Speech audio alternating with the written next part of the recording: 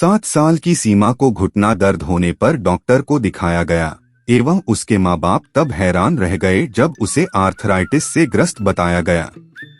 उसके माँ बाप इस बात को सुनकर समझ ही नहीं रहे थे कि बच्चों में भी आर्थराइटिस हो सकती है। बड़े लोगों में आर्थराइटिस के बारे में हम सभी जानते हैं, पर क्या बच्चों में भी आर्थराइटिस होती है? बच्चों में होने वाली आर्थराइटिस बड़ों की आर्थराइटिस से कैसे अलग है?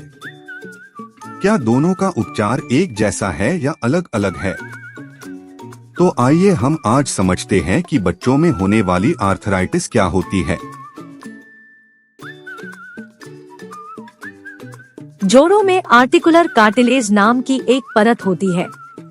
गठिया में इस परत में सूजन और जलन हो जाती है।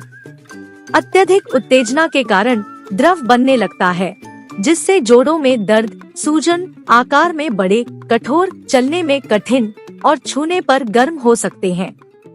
यदि किसी युवा के जोड़ 6 सप्ताह या उससे अधिक समय तक सूजे हो तो उसे जुवेनाइल आर्थराइटिस कहते हैं। जुवेनाइल आर्थराइटिस एक क्रोनिक कंडीशन है। 16 साल से कम उम्र के लगभग 2.5 लाख बच्चे इससे प्रभावित हैं। जुवेनाइल आर्थराइटिस को 3 प्रकारों में वर्गीकृत किया जाता है: ओलिगोआर्टिकुलर, पॉलीआर्टिकुलर और सिस्टेमिक। ओलिगोआर्टिकुलर गठिया केवल कुछ जोड़ों को प्रभावित करता है। पॉलीआर्टिकुलर गठिया कम से कम 5 छोटे जोड़ों जैसे हाथों या पैरों में को प्रभावित करता है। सिस्टेमिक गठिया कम से कम एक जोड़ के साथ साथ आंतरिक अंगों जैसे हृदय, यकृत, प्लीहा और लिम्फ नोड्स को प्रभावित करता है। कभी कभी जुवेनाइल आर्थराइटिस वाले बच्चों में है सुबह दर्द जो दोपहर तक ठीक हो जाता है, अक्सर सुबह लंगड़ापन के साथ। जोड़ों में अकड़न, कम होना या सूजन, आकार में वृद्धि। एक छोटा बच्चा खेलना नहीं चाहेगा। स्पर्श से जोड़ गर्म हो सकते हैं।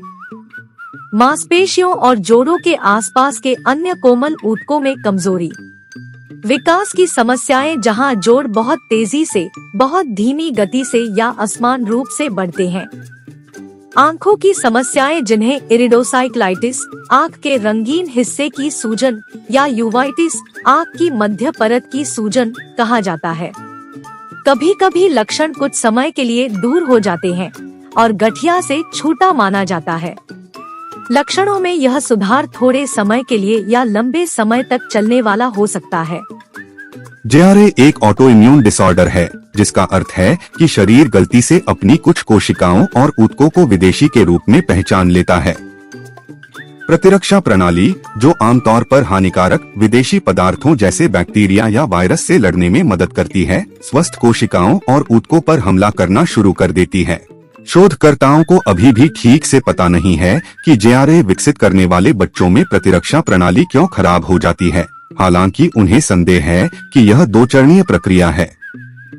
सबसे पहले बच्चे के आनुवंशिक मेकअप में कुछ उन्हें JRA विकसित करने की प्रवृत्ति देता है।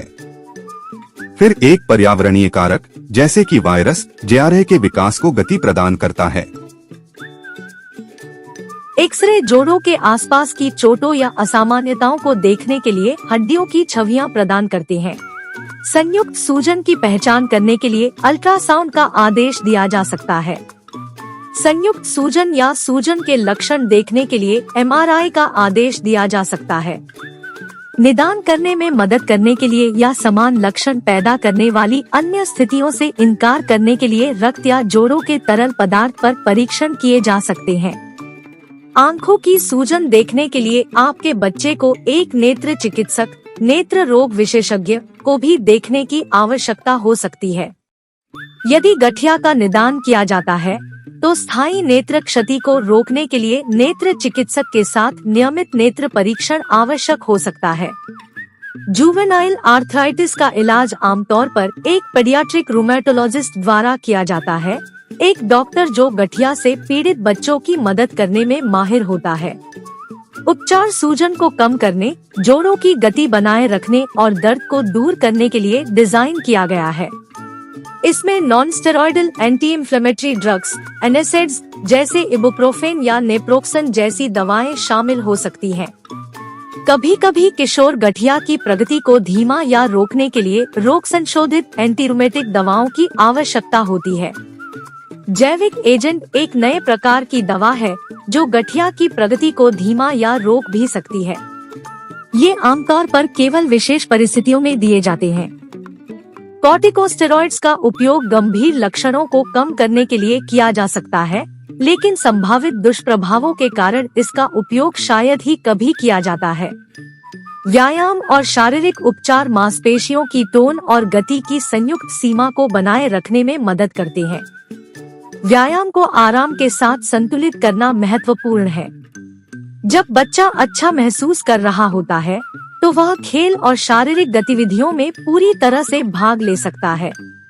कभी कभी स्प्लिंट्स का उपयोग सूजन को कम करने और जोड़ को एक स्थिति में फंसने से रोकने में मदद करने के लिए किया जाता है। गर्म स्नान या गर्म सेक भी जोड़ों के दर्द को शांत करने में मदद कर सकते हैं। जुवेनाइल आर्थराइटिस के लिए सर्जिकल उपचार की शायद ही कभी आवश्यकता होती है, सिवाय एक विकृत जोड़ की स्थिति को ठीक करने या उन्नत गठिया वाले वयस्कों में एक जोड़ को बदलने के लिए।